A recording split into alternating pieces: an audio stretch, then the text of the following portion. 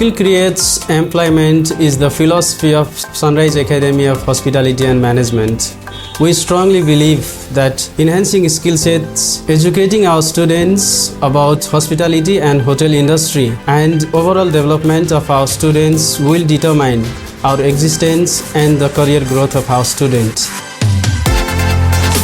मुख्य पढाइ हुने विषय भनेको चाहिँ डिप्लोमा इन होटल म्यानेजमेन्ट र डिप्लोमा इन कुलिनरी आर्ट्स हो र यो दुईटै कोर्स हाम्रो चाहिँ 18 महिने चाहिँ कोर्स रहेको छ 6 महिना भइसकेपछि कलेजको जुन ड्युरेसन भइसकेपछि त्यसपछि हाम्रो इन्टर्नशिप हुन्छ इन्टर्नशिपमा एज अ ट्रेनिङको रूपमा चाहिँ उनीहरूले काम गर्छन् यहाँबाट जति पनि पास आउट भएको विद्यार्थी भाइ बहिनीहरू छ अहिले नेपालमा इन्डियामा र विदेशमा विभिन्न ठाउँमा चाहिँ काम गरिराखेको छन्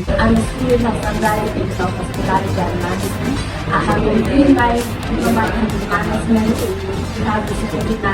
Now I am working with customer service.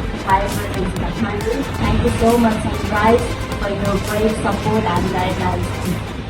म चाहिँ रेडिसन होटलमा इन्टर्नशिप गरेको त्यसपछि इन्टर्नशिप गरिसकेपछि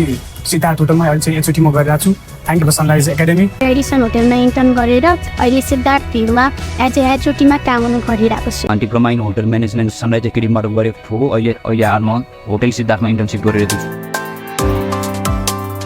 प्यारेन्ट्सले भन्दा पनि धेरै कुराहरू सिकाउनु भइरहेछ हामीलाई अगाडि बढ्नको लागि हामीलाई कस्तो कुरामा अगाडि बढ्नुपर्छ हरेक कुराहरू सिकाउनुहुन्छ thank you so much Connecting our students throughout the learning process to job placement is our core objective. More importantly, we don't entertain uncultured and unorganized hotels for our students. We only recommend well-cultured, well-established national and international 5-star hotels for internship and job placement for our students. Sunrise एकाडेमीबाट hotel management पढिसकेपछि hotel एकाडेमीमा internship गर्ने मौका पाएँ अहिले Siddhartha business ग्रुपसँग काम गर्दैछु मैले यहाँ सिद्धार्थ बिजनेस ग्रुपमा 6 मन्थ